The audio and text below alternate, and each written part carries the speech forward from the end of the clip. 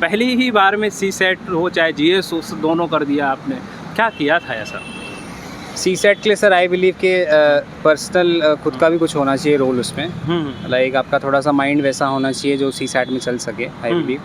And उसके लिए मेरे ख्याल से पी वाई क्यूज़ सी सेट के लिए काफ़ी ज़्यादा वो होते हैं। अच्छा। एजुकेशनल बैकग्राउंड का बहुत महत्व होता है, जैसे कि साइंस बैकग्राउंड और ह्यूमैनिटी वाले बैकग्राउंड की। आपका क्या रहा है एजुकेशनल बैकग्राउंड? सर 12th मेरी आर्ट्स से रही है, उसके बाद BA करी है मैंने। प्री देने वाले हैं एस्पिरेंट, जो काफ़ी कम समय बचा है, मई में एग्ज़ाम है, अभी आने ही वाला है, क्या कर देना चाहिए और क्या कर रहे हो और क्या क्या विशेष ध्यान दें इन समय पे? सर PY के लिए मैं प्रीलिम्स के लिए सिर्फ एक चीज़ बोलूँगा कि PY क्यूज़ कर लीजिए आप अच्छे से। ऑल्सो 95+ क्वेश्चन करके आइए, कम से कम लक को थोड़ा चांस मिले कि आपको 2-3 नंबर लक भी दिलवा सकता है। छोड़ के सी सेट को पास किया जा सकता है क्या? नहीं सर, सही बताऊं तो नहीं किया जा सकता। मैथ में आपको कम से कम 10 क्वेश्चन 5 क्वेश्चन तो निकालने ही पड़ेंगे। नमस्कार, आप सभी का स्वागत है। लगातार हम UPSC एस्पिरेंट से बात कर रहे हैं जो इंटरव्यू देकर आ रहे हैं। लगातार हम ये भी जान रहे हैं कि कैसी तैयारी एक एस्पिरेंट को करना चाहिए, UPSC की जर्नी क्या क्या होनी चाहिए। पूरी जानकारी वीडियो के माध्यम से होने वाली है। हाँ जी सर, क्या नाम है आपका और कौन सा अटेम्प्ट है? आदित्य कौशल एंड मेरा पहला अटेम्प्ट है। अच्छा। सो कैसे तैयारी की है सर आपने? सर प्रीलिम्स की तो मोस्टली सेल्फ ही करी थी। मेंस के लिए मैंने कोर्स लिया था जी। एंड जो टेस्ट सीरीज थी वो भी ली थी जी। बाकी एंड पर्सनैलिटी टेस्ट के लिए ऑलमोस्ट 10 मॉक्स दिए थे। अच्छा, 10 मॉक दिए। तो उस इंटरव्यू में और रियल इंटरव्यू में कितना अंतर देखा आपने? बहुत फ़र्क था सही बताऊं तो।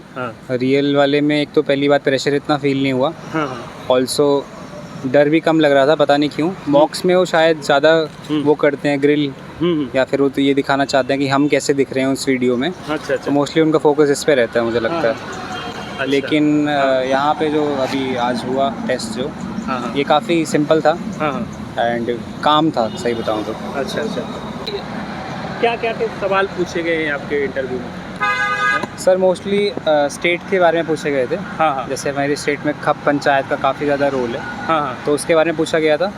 प्लस माइग्रेंट्स के बारे में पूछा गया था एंड थोड़े बहुत क्वेश्चन करंट अफेयर से थे 1-2%। अच्छा सर, प्री मेंस और इंटरव्यू 3 स्टेज है और पहले ही अटेम्प्ट में आपने इसको निकाल दिया है, प्री को भी मेंस को भी इंटरव्यू दिया है।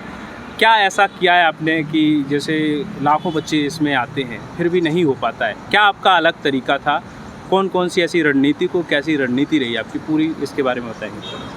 सर पहली बारी में यहाँ तक आया हूँ तो इसमें बड़ा रोल तो ये है कि मैं 1 साल से नहीं पढ़ रहा हूँ। एक्चुअली मैं 2021 से पढ़ रहा हूँ इसके लिए जी। सो थोड़ा रोल तो उसका है कि टाइम ज़्यादा देर से मैं पढ़ रहा हूँ, काफ़ी ज़्यादा जी।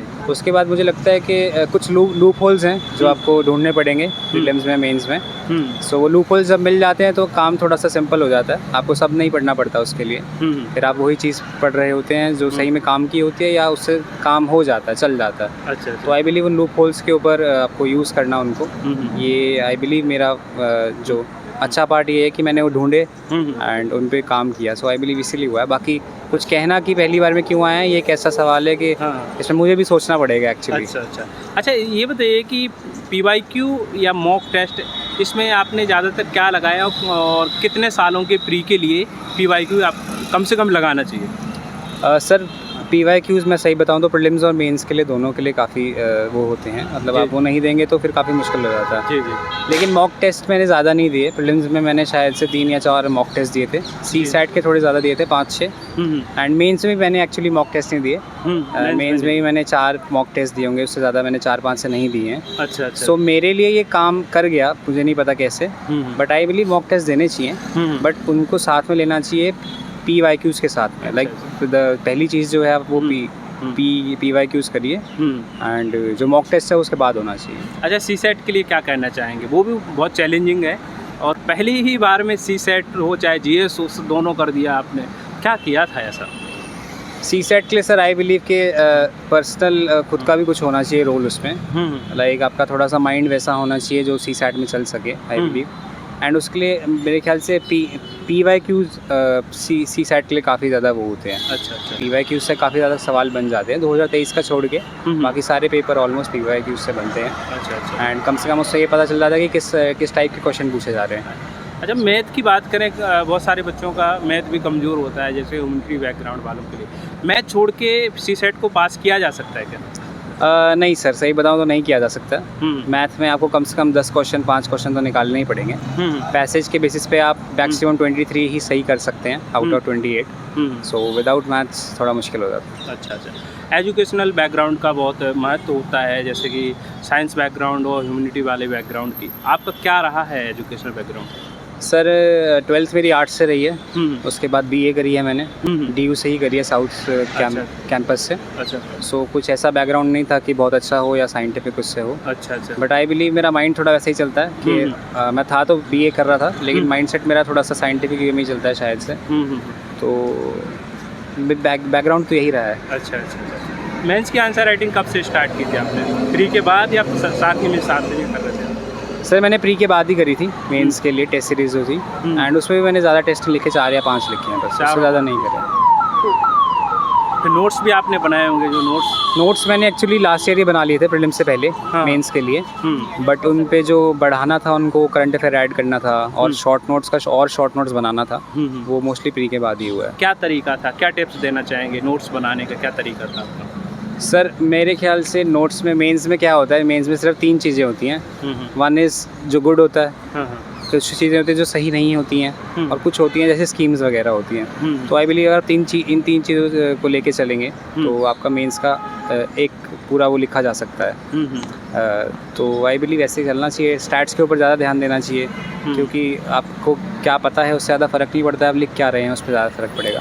तो डेटा, स्टैट्स, केस स्टडीज़, इन पर ज़्यादा फोकस कर रहा है मुझे लगता है यूपीएससी। अच्छा अच्छा अच्छा। सर इसके बारे में बात करें कि जैसे आपने बोला पीवाईक्यू कितने सालों के आपने कम से कम लगाए थे, ये तो बता सकते हैं? जैसे 10 सर प्रीलिम्स में 10 साल, हाँ हाँ, मेंस में 5 साल। अच्छा। और आंसर राइटिंग करते समय कौन कौन से पॉइंट आप विशेष ध्यान देते हो? सर आंसर राइटिंग में पहली बात तो मेरे को टाइम का कभी क्रंच नहीं आया, मेरा टाइम पे पूरा होता था, तो इस चीज़ में नहीं इशू आता था। इशू मुझे सिर्फ इस पे आता था कि मैं स्कीम्स कम डाल पाता था, करंट अफेयर कम डाल पाता था, डेटा स्टैट्स वगैरह कम डालता था, तो इसलिए मैंने टेस्ट सीरीज़ भी ज़्यादा नहीं लिखी, क्योंकि जब टाइम पे काम पूरा हो रहा है, टाइम पे टेस्ट पूरा हो रहा है, एंड हाथ भी उससे नहीं पेन करता था मेरा, सो मैंने ज़्यादा ध्यान इस पर दिया कि मैं याद कर लूँ वो चीज़ें, जैसे स्टैट्स वगैरह हैं, हाँ। तो उन चीज़ों पे मैंने ज़्यादा ध्यान दिया है। तो आपने प्रैक्टिस भी नहीं की, फिर भी आप टाइम पे आंसर राइटिंग कर पा रहे थे, क्या ऐसा करते थे, कब से आपने ऐसा प्लान बनाया था? सर इसमें प्लान एक्चुअली कुछ चीज़ें तो आप में भी हैं ही ना, पहले से हैं, जैसे आप बचपन से पढ़ रहे हो, कुछ तो आप खुद भी कर रहे होगे, तो आपका कुछ पार्ट स्ट्रॉन्ग रहता है, किसी का मैथ स्ट्रॉन्ग रहता है, किसी का स्टैट्स, किसको याद बहुत अच्छा ज़्यादा हो जाता है। तो मेरा ये था कि मेरा हाथ में दर्द नहीं होता था, पर मेरी स्पीड अच्छी थी, तो उसमें कुछ किया नहीं मैंने, वो स्टार्टिंग से ही अच्छी ही है आई बिलीव, तो इसीलिए वो मेरे लिए ठीक रहा। अच्छा अच्छा।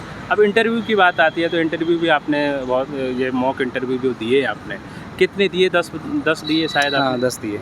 अच्छा अच्छा। और आप क्या कहना चाहेंगे जो प्री देने वाले हैं एस्पिरेंट, जो काफ़ी कम समय बचा है, मई में एग्ज़ाम है, अभी आने ही वाला है, क्या कर देना चाहिए और क्या कर रहे हों, और क्या क्या विशेष ध्यान दें इन समय पे?